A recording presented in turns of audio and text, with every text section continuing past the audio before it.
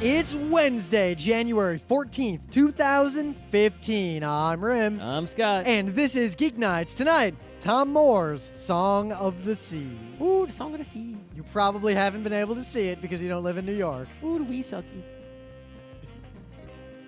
Let's do this.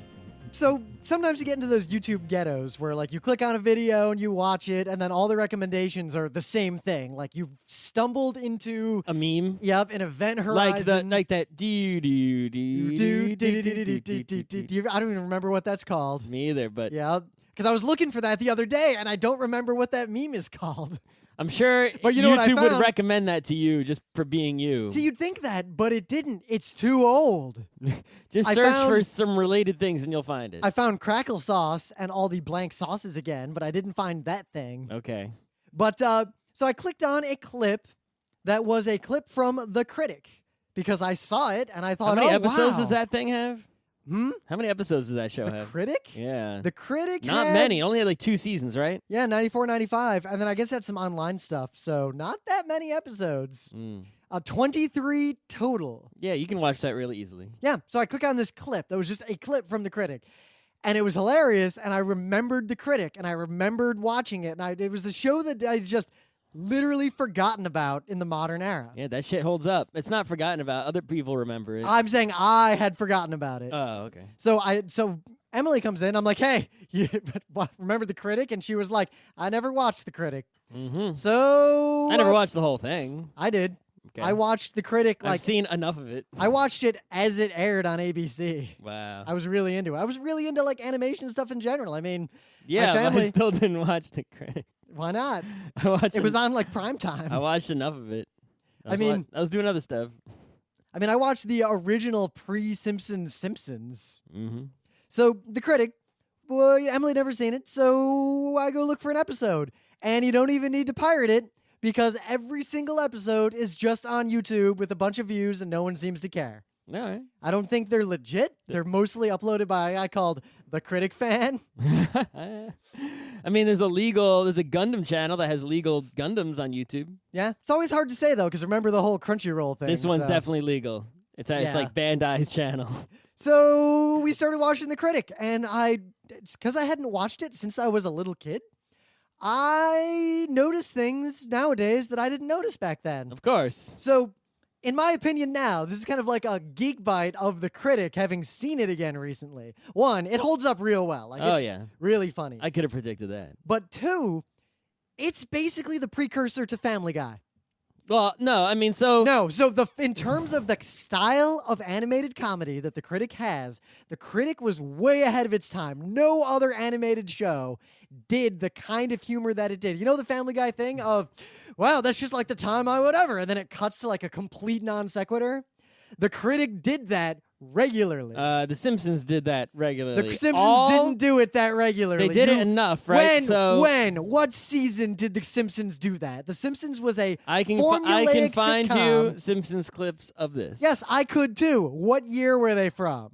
I don't know, but yeah, because this, Scott, was 1994. Right. I was in middle school. Anyways, what happened is, right, The Simpsons was basically the first mainstream, widely broadcast adult TV animation in the U.S. And it was so big. Well, multiple critics say that this was the precursor to Family Guy on Wikipedia, so fuck you. Whatever. So from The Simpsons, right, because it was so successful, many, people tried to make animation for adults on U.S. television. And it eventually, over the 90s, was the biggest time of it. This was a golden era of that. Yes, the golden era was then. Because remember, this shit was on prime time. Right, and now, Simpsons is still on prime time on but Sunday. Back then, a cartoon being prime time, not Simpsons common. was originally on prime time. Yeah. So, but now today it pretty much has gotten to the point where only Fox does it other than Adult Swim. Yep. And that's it, right? So, None of the other networks even bother trying to compete in the animation realm for adults at night, and all Saturday. They don't even try for kids All right, here's either. a quote here. Of all the projects completed by ex-SNL players, The Critic was the most fully realized, hilarious, and heartwarming.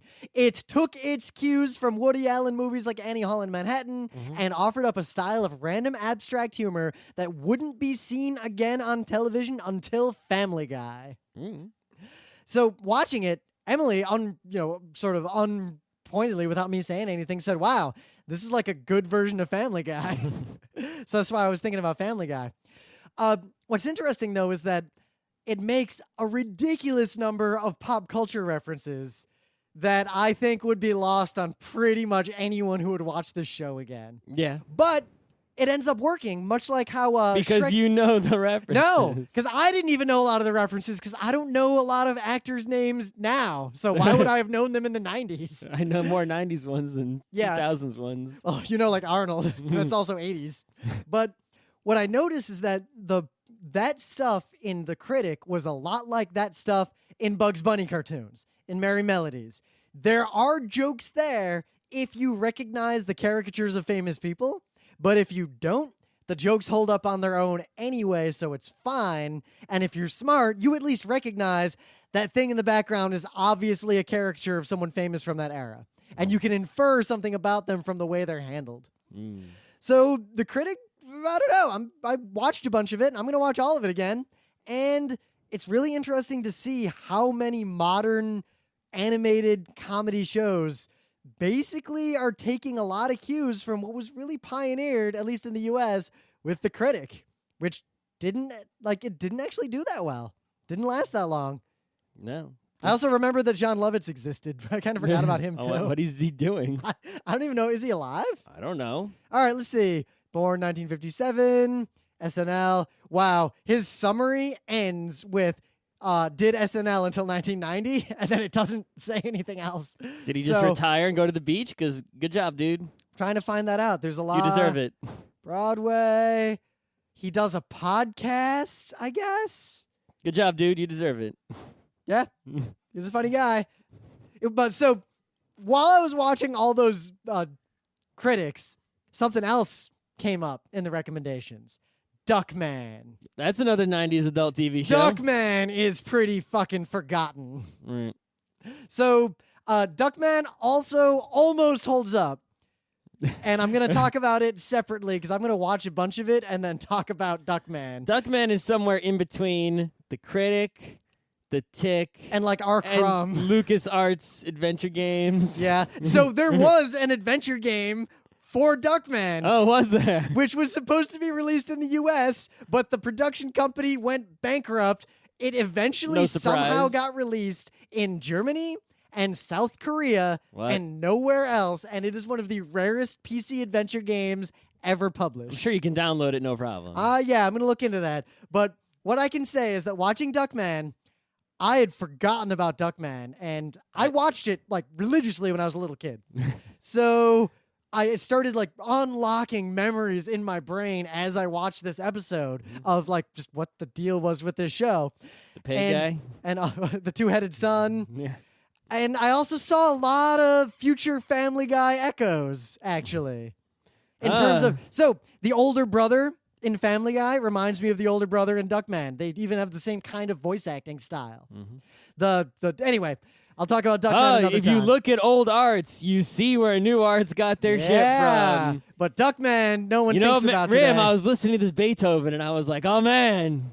I've heard that music before, recently. At the record store, on the radio. But watching Duckman with Emily, who had never seen it before, was a series of, what the fuck? Why does that kid have two heads?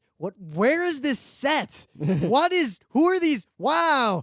Okay. Well, didn't you have to start at the beginning to understand a lot of this stuff? Yeah, just random fucking episode. Yeah, that's not going to work. That show doesn't work with the random episode. And then I remembered that Duckman was voiced by Jason Alexander, basically playing a fucked up version of George Costanza as a duck. Yes, that is correct. So, yeah. I've been watching a lot of animation lately, but not a lot of anime. All right. Well, the big news lately is people are going nuts over the 2-sentence rumor right? I don't know if it's. I don't think it's. Oh, it's legit. There is a IMDb page already. So I'm assuming this movie. That means it's confirmed. I'm assuming this movie is already in theaters. Well, the live-action Akira never happened, even though it could. The live-action Ava never happened. The 4 or 5 times there were rumors that it was live-action happening. Cowboy Bebop with Keanu Reeves never happened. Thank the gods. But it appears that the live-action Ghost in the Shell for the 700th attempt is more likely to happen than any of those have ever been likely to happen. I still think the percent chance of this happening is between 5 and 6. But there is a name of famous action girl, actor lady. You don't know who that is, do you? I mean, okay, so we just talked about her before we started recording the show. I said her right. name. So the name is Scarlett Johansson because I can read it on IMDb, and all I know about her is that she is a famous actress. I suspect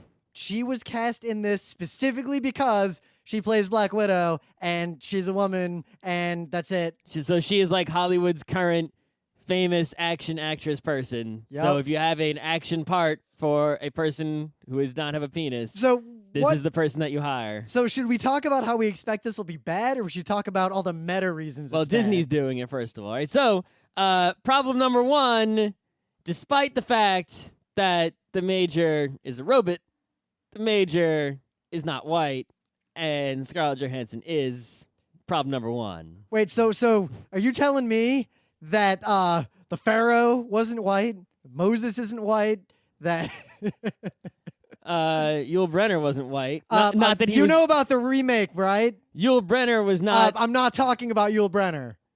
I don't know any other Ten Commandments. You're gonna be real sad. They made another 10 Commandments that has white people in it. There's a movie. We'll talk about that separately. That's happening. Not that Yul Brynner is Egyptian. Not that Moses. I mean, Charlton Heston is white and Moses was not. Right. But Yul Brynner. Scott. Exodus, gods and kings. Is this like the 300 of 10 Commandments? It seems to be. Let's see. So Moses is played by Christian Bale. All right. And yes, I leave it at that. Let my Batman go. All right, look, here's the cast. Look, white. Why not hire some Egyptian people? What? Are any of them at least white Jews? And I mean, you could hire Israelis too. Wow, I did not realize until just now this was directed by Ridley Scott. Huh. Anyway. So it is not necessarily wrong to ignore race when casting. It just so happens that whenever they ignore race for casting, it's always in favor of everybody being white. Yeah. Why? Well, we know why. If the Major was black, we couldn't really say anything about that. Yeah.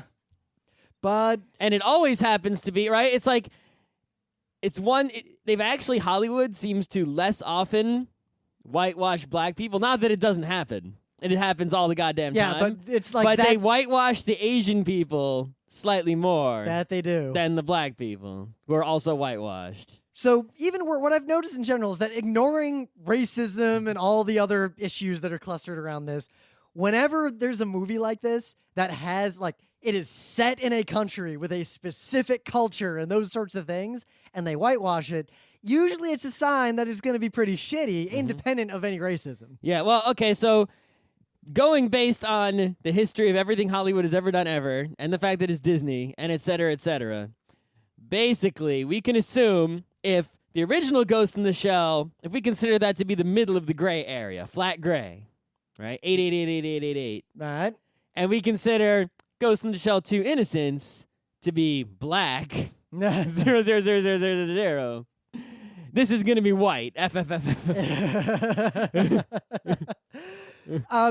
So the other thing is, I've thought about this a lot, actually. I have this idea that, Sanctuary, the best manga we recommend that you guys just can't ever read because it's been out of print forever. I'm sure you can get it on the internet. Yeah, you can pirate it, but there's no legit way to get it printed. Kill Rim and steal it from his house. Yeah. Part of the problem why you can't get it is because we talked about it in Geeknights a long time ago. We bought every copy we saw in the Northeast U.S. I have 2.5 complete sets of it just because, and our listeners from the old days probably bought all the rest of them. Mm-hmm. But there are 2 ways to adapt that would not be racist. Way number 1, adapt it in America, set in Japan with Japanese actors. That'd be fine. Or do a complete readaptation and take that core story and rewrite it and set it like in the 80s in Chicago. That would also be okay because you're changing the setting and you're localizing it. There's ways to do that. But if they did the former option and it was all white actors, probably at least unconsciously racist. I have no confidence this is going to come out, nor do I have any confidence that it's going to be good.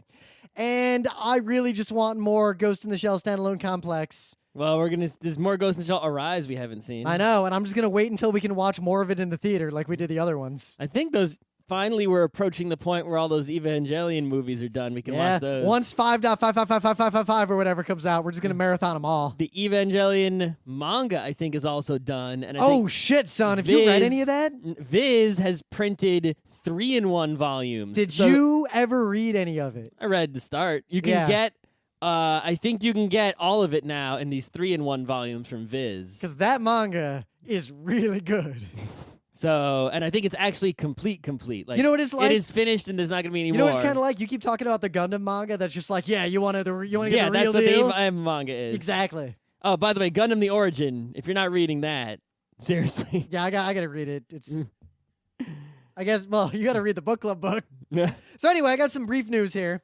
The Emerald City Comic-Con. Probably the best, still actually a Comic-Con on the West Coast. Yep, which already there's not a lot of competition in that in that space. It's definitely, in fact, of all the Comic-Cons in the U.S. that are still Comic-Cons, it's up there. There's like, the competition is like Heroes Con in North Carolina, and... I mean, unless you count things like Mocha and SPX, like that's it. No, we're talking about the mainstream Comic-Cons, not the indie TCAFs and whatnots. I mean, you don't want to go to, what was that stupid convention we went to in Because, I Philly? mean, New York Comic-Con, San Diego Comic-Con, C2E2, all these Comic-Cons that, are no longer about comics. They use the new definition of Comic-Con, which means generic pop culture convention that you walk in and walk out in 4 Of all hours. the Comic-Cons that are still Comic-Cons, ECCC is like one of the top 3 in North America easily. Yep. In fact, it's a Comic-Con I would go to if it weren't in Seattle and if I didn't already fly to Seattle once or twice a year for other conventions. Oh, yeah. Like if ECCC were the weekend before or after PAX, I'd probably stick around and go to it. Yeah, why not? Yeah. It's worth it. It's the kind of thing it's definitely worth it to go to for a day. Well, Reedpop, known for running the awful New York Comic-Con, for running the okay New York Anime Festival and then destroying it, for somehow running all the Penny Arcade Expos and not destroying them, is now taking over. Also the C2E2, also Star Wars. Yep, Celebration. Which, from what I hear, they do a good job with that one, but Star Wars Celebration is basically a big expo kind of con anyway. Yeah, They're good at that kind of con. Yep. Reedpop is basically good at running a certain kind of convention. It just I think they do like be, Book Expo or They something. do a lot of things. They do some Wrestling Con or something. It just so happens that the kinds of conventions they're good at running are the convention formats that I hate more than anything. So Reedpop is taking over the Emerald City Comic-Con. They just bought it? So the people who owned it sold it to them? Let's see. Here's the Comics Alliance news. Was it not for profit? I did not fully with? research this because it happened very recently, like Dateline today. I was looking at this. Let's see. Reedpop, blah, blah, blah, blah, blah. Emerald City Comic-Con is now a part of Reedpop. Comics Alliance has confirmed that as part of the acquisition of ECCC, the director, John DeMonaco's, and his staff will remain not just blah, blah, blah. Who's going to actually run the show? So that's the question. Which individual human being? Because I think Lance Fensterman runs the New York Comic-Con. I hope it's someone at Reedpop. At least that's the last name that I heard. There are people at Reedpop that we know who you can trust to be awesome. And there are people you can trust to fuck things up. Not going to name names. I don't know who's dealing with this one. So we'll see. I hope this opinion I'm about to lay down doesn't anger anyone who's listening because we, go to PAXs all the time. In my personal opinion, the only reason Reed hasn't ruined the Penny Arcade Expos is because PA Corp and the PA people and the enforcers that were there from the early days actually make all the important decisions that matter, and Reed does most of the logistics and all the other stuff. I don't think that's the case with all these other cons. I don't think ECCC is going to remain a good convention. Mm. is my personal opinion. Maybe, maybe not. We'll see. Yeah, I mean, I hope I'm wrong, and I hope that PAX continues to remain awesome through everything. But we'll see what happens with ECCC. CCC. I mean, it is a big, convention hall convention. It is. It just happens to be a well-done one, just like Heroes Con is. Yep. So will they shift it more toward being pop culture New York Comic Con SDCC style? Yeah, because it does have a large percentage is comics. Because I don't mind generic con. What I hate is Comic Con style generic con. I like at least have like Dragon Con or Kineticon style generic con. Mm-hmm. Not to be confused with generic con.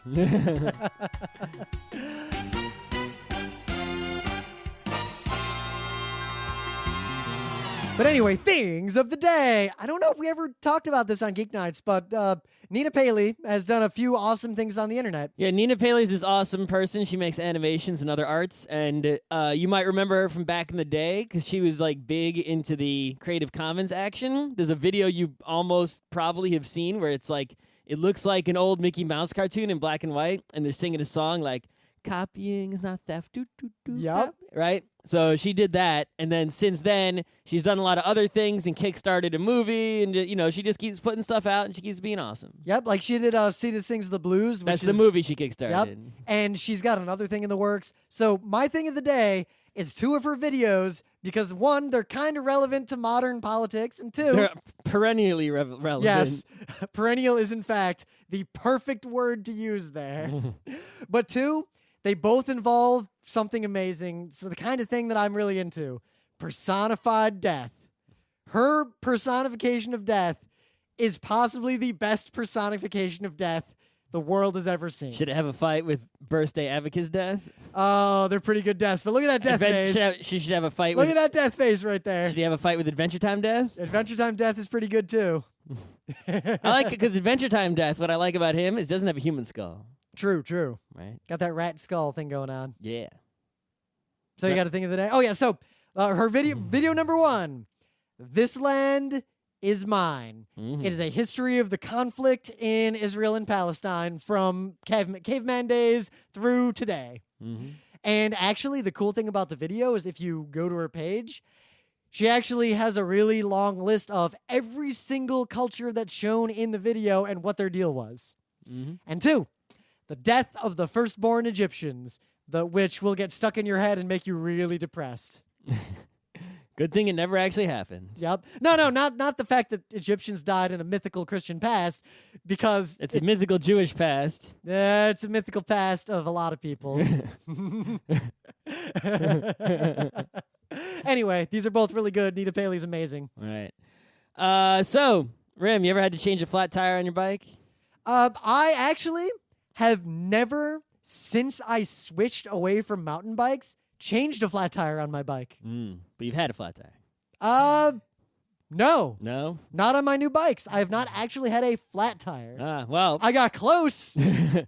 Well, changing a flat tire sucks. Is doable, but it sucks. And it's kind of hard. You got to first. Well, Scott, I just want to tell you, if it's a mountain bike, it doesn't suck. It takes 2 seconds. You can do it with your It is fingers. way easier with a mountain bike with big fat tires. Yeah, it is. So, here's the process of changing a tire on a bicycle. First, you got to pop the wheel off. That's way easy. Yep. Then you got Unless it's the back tire, you got to get the chain. That's fine. It's still easy. It adds another 30 seconds. Whatever. Then you got to get the tire off the bike. And right? you need specialized tools. Off the rim. So mainly you just remove some air because it's flat anyway. It should have some air removed, right? And you use tire levers, which are you basically stick it in between the rim and the tire and sort of pop out the thing. And then you go whoosh in a circle, and basically now the tire is only half on the rim. Then you grab the tube that's broken and pull it out. Then you sort of partially inflate a new tube, stick it in, inside the tire, nice. Make sure it doesn't get crimped or anything. Then you got to wedge that tire back onto the rim, which is the hardest part. Then you got to reinflate it and make sure it's all 100% perfect and sealed and beautiful and everything. Yep. And then you got to put the tire back on the bike. So this is, even with the appropriate tools and everything, this is not a trivial thing to do with 2 hands as a human being. Also, then you have to reinflate it, which is really hard considering the fact that, well, it's super de-inflated. Yeah, but like in the old days, It's not like pumping it up like, oh, I lost a little bit of air. When It's I like, oh, it's empty. for most of my life, I lived in a house. Mm-hmm. I could have the tools and equipment necessary to do bike maintenance. Mm-hmm. Now that I live in New York City, I pay other people to do all my bike maintenance because it's such a pain in the ass if you don't have all that equipment. So in this video, you will see a person. Oh, whoa, I just saw what this video is. Oh, you my will see a God. person who is among the class of people known as ultimate badasses. He has no arms. Well, I guess he has some arm below the elbow on He's got the elbow on joint the on the- left, yeah. but he doesn't have any hands. And he Whoa, look at that bicep. Jesus. and he doesn't have a right arm at all. But you don't need arms to ride a bicycle. But you might think. All right, this guy's he's doing it faster than I could do it. Let's in fast forward. But No, he's doing it. If this video is 4 minutes long, I could not do it in 4 minutes. even on fast forward 4 minutes. Right, but yeah, he changes a bike tire with basically one arm, mostly using feet, teeth. The only advantage he has is that he doesn't have to pump because he has a can of a little compressed air cylinder thingy. That's Which what I would always carry with me mountain biking. I should get one of those. Yeah. And his tire lever is better than my tire lever because it attaches to the spoke in the middle of the tire. Oh, I know what tire levers you bought. You bought the cheapest one on Amazon. Yeah, the blue plastic one. Yeah, the blue plastic one. It comes Right. with 3 of them. The one that everyone has. Yeah. Yeah, he's got the one that like attaches to the middle of the tire and goes whoosh in a circle real easily. That's the only advantage he's got. Otherwise, super disadvantage. Not having any goddamn arms changes the tire way easier than I can do it. This is an amazing video. And he needs to do this because basically he's like taking long ass bike trips, all by himself. He's got to be able to change a tire. That is why I was into mountain biking where like if I had a problem, and I just like walk out or whatever, or I could just fix it trivially. But I didn't carry a lot of equipment with me. I don't do super long bike treks unless it's some sort of organized event where there's like following maintenance cars and things. Just because I don't have patience for this stuff anymore. Oh, yeah. Wow, this video is really amazing. Yeah, that's what I'm saying. It's a good bike too. Well, I mean, it's got to go really far. Yeah. So, in the meta moment, the book club book is still Watership Down, the amazing story of a bunch of rabbits on an epic adventure, and it's a really good book. Sploosh water. Oh, you're reading it now. No. Oh. I read just as much. I haven't read anything since we last did a podcast. Oh, because water plays a big... the rabbits... I would hope so with the title. No. That there would be water, ships, and something going down. Well, read your book. We are going to be, actually very soon, in San Antonio, Texas. Next week. And on Sunday, January 25th at 4:30 p.m. in the Armadillo Theater. Right before the Omegaton finale. We are going to be presenting Bad Games at PAX South, the inaugural So bad. PAX South. Otherwise, we have fuck all to do but play games, so come say hi. And eat Texas food. And not get shot by Texas cowboys. And then not too long after that, Friday, March 6th, at PAX East in Boston, we are presenting at least one lecture at 4:30 p.m. in the Bumblebee Theater. What is losing? What is losing? Well, come to our lecture and you'll find out. Yes. And also, I've been thinking about this. I didn't ask Scott before the show. I'm kind of thinking maybe we should shift the show because it's been so long and do the news at the end and the main bit at the beginning. Why? Because our listeners the listener who's excited about the show already is invested. He's going to listen, whatever. But whenever someone who isn't a existing fan links to us for whatever reason, they're like, oh, they just reviewed that anime that I like. And then it's 20 minutes of us bullshitting about biking and living in New York. And also, so they want to really listen to that review of that anime they like, and now we're introducing them to us. If they might just turn off after that review, True. and then not get to know us. True, but I thought of a very specific UX case on this. So say I'm the listener. Let's as just make opposed 2 to, MP3s then. I thought about that. We could do like news episode, main bit episode. I had thought about doing that and having separate RSS feeds for a long time. Maybe we should when we make two different shows, Geeknights bullshit. And Geeknights Pure and Geeknights. would anyone listen to Geeknights bullshit? Or would people only listen to main bit Geeknights? Yeah, let us know. We've been doing this for almost 10. Well, yeah, actually about 10 years now. You want to change the format on the 10th year? Maybe. And Let's we're, just close the whole thing at the 10th year. and we're thinking about doing a 10th anniversary special at some point that might involve a party in New York City. So, Well, that's all you. yeah, it is all me. If you would, sometime like 6-ish months from now, come to New York City to see a live show and have a party somewhere with us to celebrate the ridiculous time that we've been doing this show. The ridiculous waste of our lives. Then 10 years. Just let me know, because if people are interested, I'm just gonna fucking kickstart it. So doesn't cost me anything to kickstart that. Kickstarter is just pre-order for badges. You All could right. just use Eventbrite also, and then just give everyone refunds. If, Yeah, I could. Yeah. Or I could kickstart it just because. I found some venues. We'll see. Anyway, that's about it. I don't have any other meta. So, we saw a movie. Movie that most of you can't see. Ooh, song to see. Okay. Ooh, So, I make fun of the Irish people.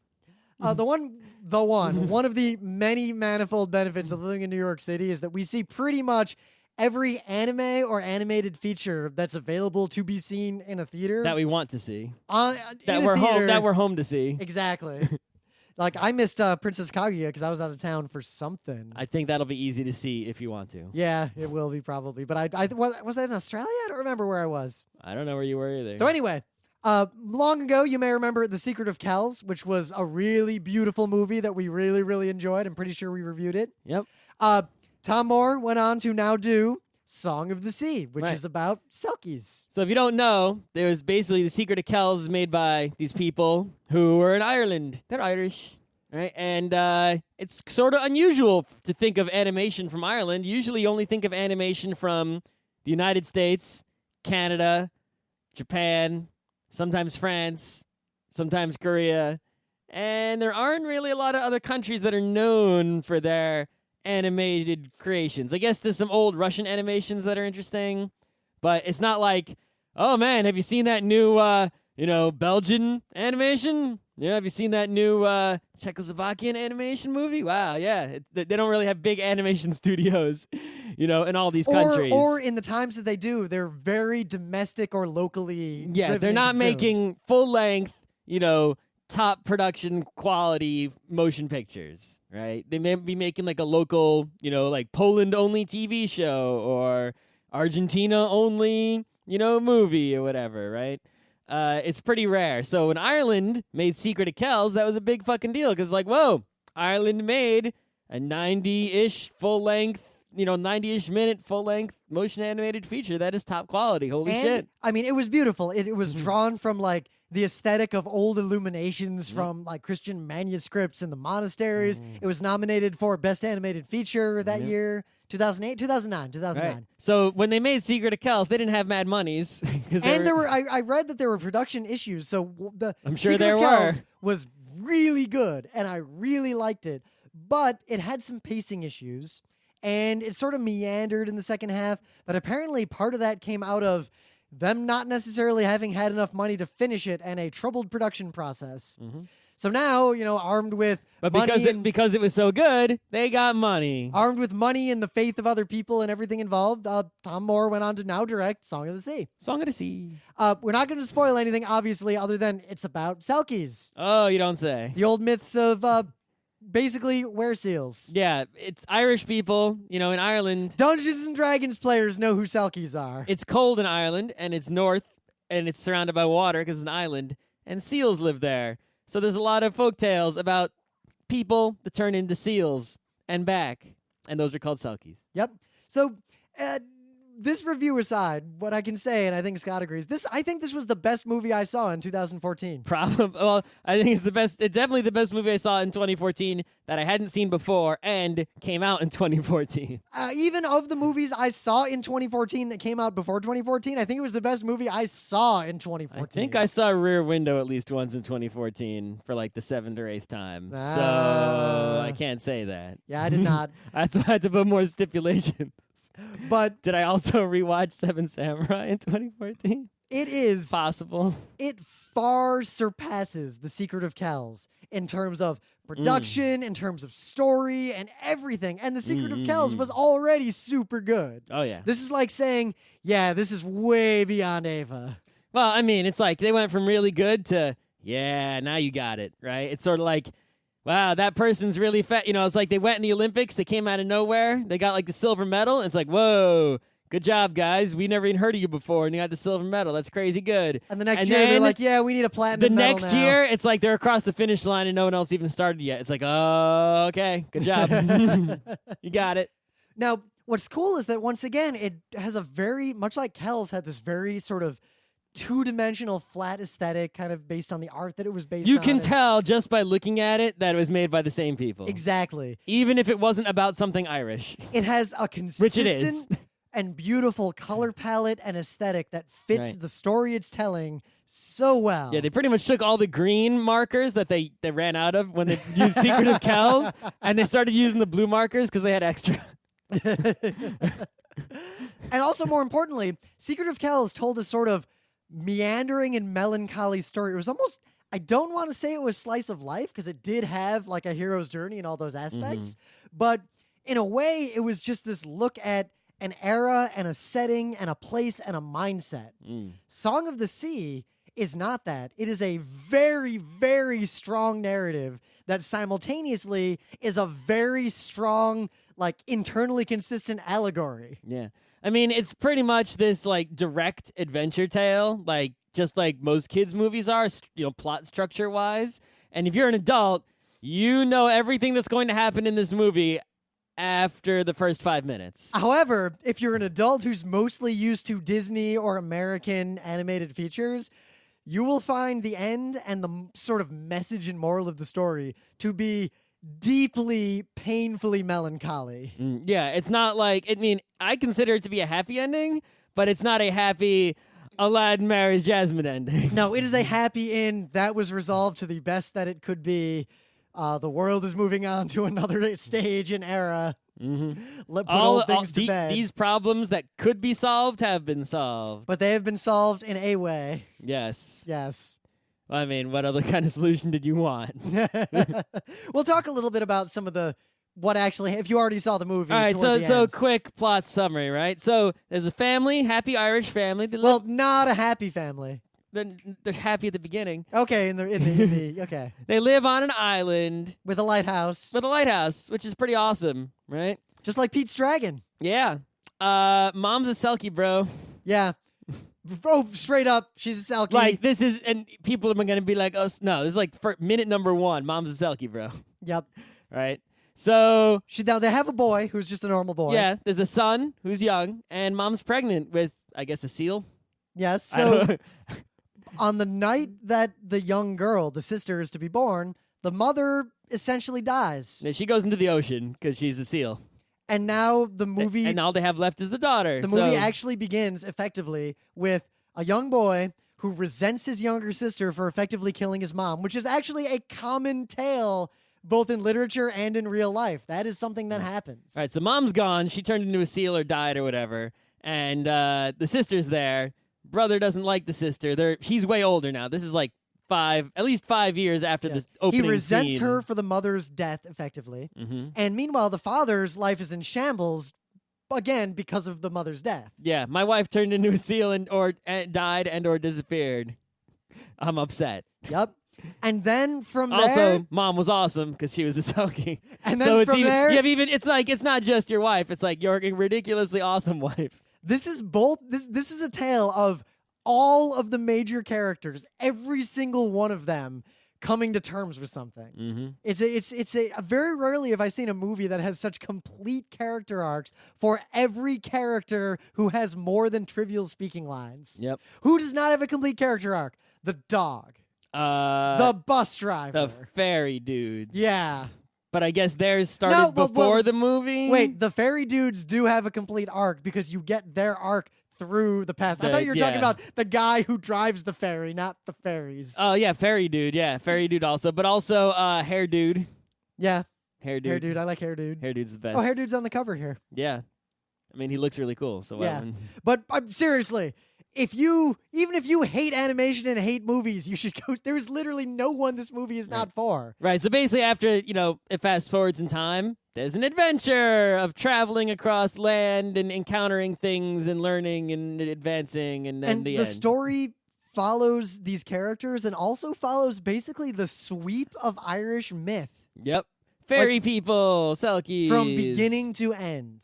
Also commentary on modern things and whatnots. So I cannot stress this enough. Also beautiful animations and music. The soundtrack is great.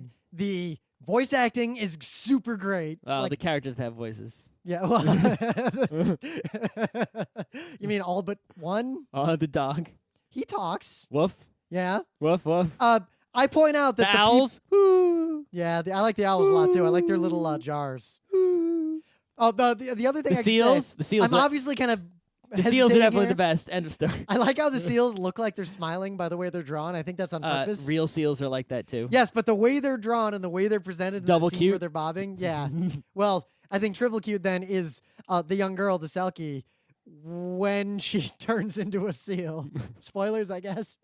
Oh my god. The Selkie's daughter is also a Selkie? But You even don't cuter say. Then when she's a seal, when she's wearing her Selkie cape. Yeah. That's pretty good.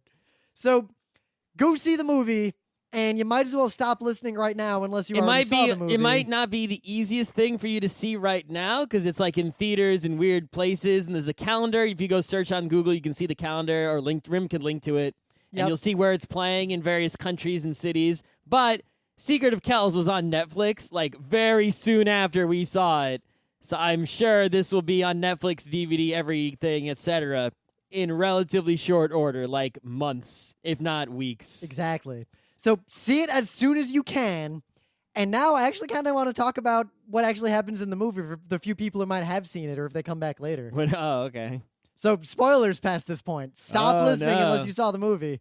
And I would actually Or say... keep listening because it won't ruin the movie because the movie's 100% obvious to anyone intelligent. However, it will change your perception of the movie. I don't think so. I think it will. I don't think Anyway, spoilers. This movie doesn't even have surprises. Spoilers. Sure. And you can go find the forum thread where everyone in the world argues with Scott about whether or not spoilers matter. They don't. Anyway, so I really liked the fact that pretty much every one of the kid does his adventure, but look at the back framing story. The story of, the fairy king, the giant guy who was turned to stone to take away his suffering, and how he is obviously the young dad. boy's father. Yep. And how the villain, the Baba Yaga in her Baba Yaga hut equivalent, the owl lady, is straight up the grandma. And the movie even Well, when when we went to see it, Tomm Moore was there, and he said basically that wasn't originally going to be the grandma, but then they changed it to make it that way. Yeah. And I think by making every single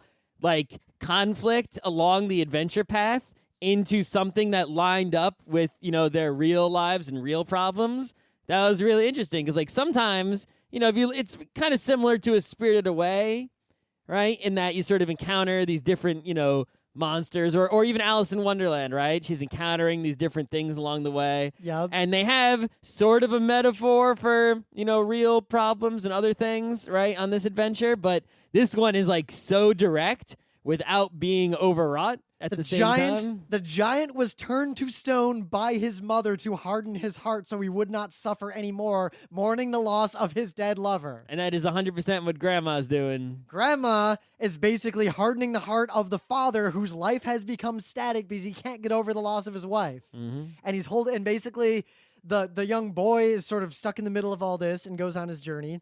But all of that, because there's no way in the real world when mom dies giving birth to younger daughter for that situation to be resolved happily or fairy tale like. You can't just bring someone back. Yeah. So recognizing that watching the movie and then realizing that the entire fairy adventure is a parallel to that, the beginning of the movie tells you that this does not end with all those fairies turned to stone being brought back to life. It ends with them all moving on. It ends with the end of the fairies. Yep. The end of an era. I said in the beginning when we were reviewing. Also, can I just say, the fairies are totally badass. Oh my god, the There's fairies. that whole scene at the end where each stone fairy turns back into a fairy person or fairy ghost. But the way all the different fairies they made and how they were. Look at how that scene worked. And that one of one them, with the shield. Oh, my God, so every awesome. one of those fairy stones, they didn't turn back to life. Like the ones who turned to stone didn't like come into bodies again. It was almost like their essence appeared. That animation, that whole end sequence, I was choking back tears the entire time.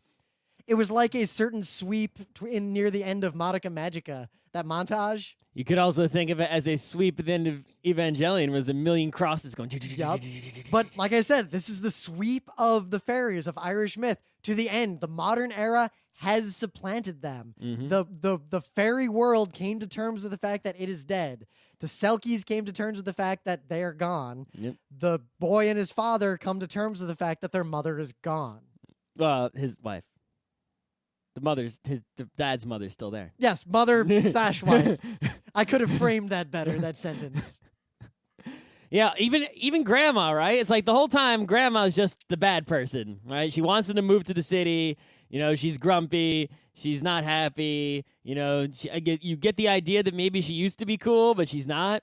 And I didn't think at all that grandma would turn good. I thought the happy ending would be just get away from grandma. Grandma keeps being a crab in the city. Well, what was grandma's character arc? Was it possibly that she recognized how broken up the father was by it and realized that maybe she can't keep him static? She's trying to mold him into like this different type of father and this different type of family.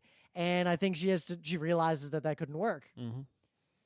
So she tries to do it herself. She's like, oh, you can't raise these kids properly. You're all crazy. You know, since you don't have a wife anymore, I'm taking these kids away.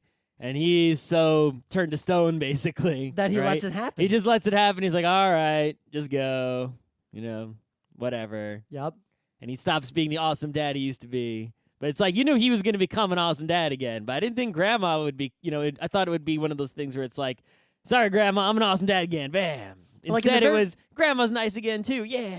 But in the very beginning, like you see the giant, like he's physically there. That rock is just this giant fairy turned to stone from ancient times. Yep.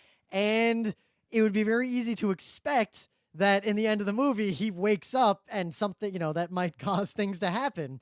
But instead he doesn't. You just see the birds being disturbed by his spirit leaving. Yep. Deeply melancholy. That is, I can't think of a better word to describe the end of this movie than melancholy and hopeful. The only other thing I gotta say is that for something called the Song of the Sea, there's a lot of metaphor of water going on, right? The kid is afraid of going in the water. He has to go in the well. Yep. The sister who's a Selkie, she's just like, whatever, I'm a seal, I'm going in the water. But she's mute. Yep. She can't speak or sing. And the fairies are all held themselves in stasis because they need a Selkie to sing them, not to life, but basically to death. Yeah, and at the end, he conquers his fear of the water to go down and get the Selkie coat at the bottom of the ocean. Oh, he has 100% like the archetypical hero's journey. Right. But even though there's all that water action going on, it has surprisingly little sea. It's mostly a journey over land. There's something that's called the Song of the Sea. There is a song of the sea, but there really isn't a lot of sea. Well, because they have to get back to the sea. Yeah, there's like bring the song to the sea. There's a sea at the beginning, and there's a sea near the end, and there's a little bit of water in the middle, but mostly land. And I was like, I thought this was gonna have fishies and be a little more Little Mermaid action going on, but there wasn't.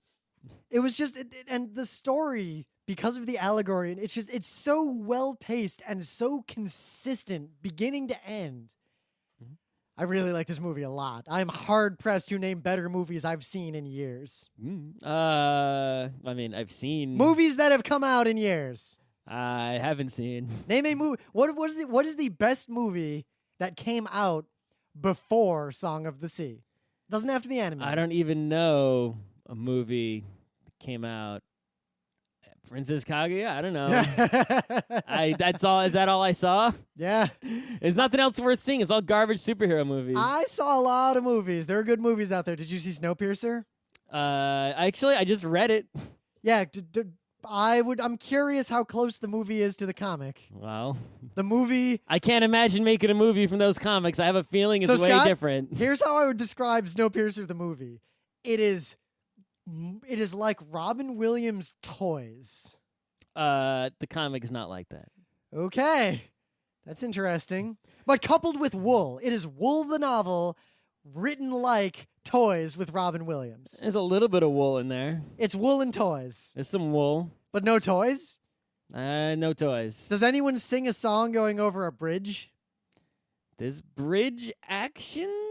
Is there a song that is all right? Fine. Is there a sushi dinner? There's definitely eating.